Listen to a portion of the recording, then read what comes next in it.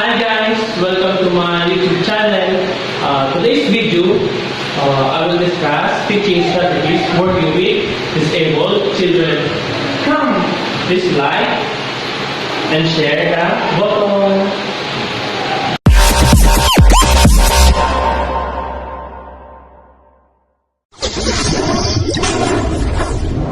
Strategies is behavior modification.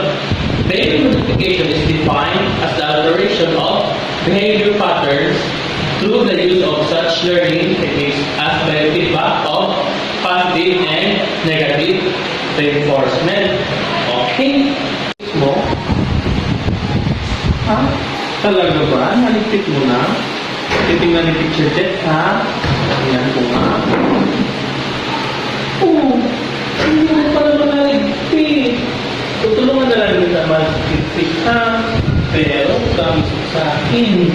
Magsusulat ka na ng story kay Teacher Jet. Agad ang nakapito na story, Teacher Jet.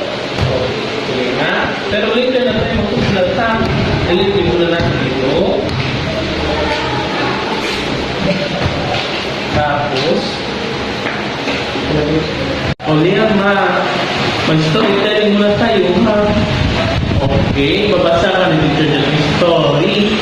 Ay, ano yan? Naglalaro ka naman ng gadget. Hindi ka naman nakikinig kay Teacher Jet.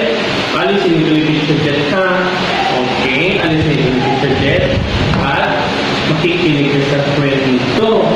Okay, ito, chinela.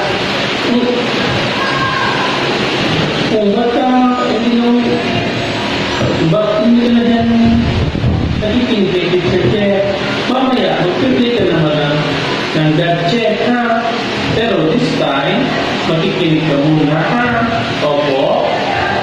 Opo. Very good. Ito, chinelas. Okay, dalawang chinelas. Magkanan. Bumaba ng dahan-dahan.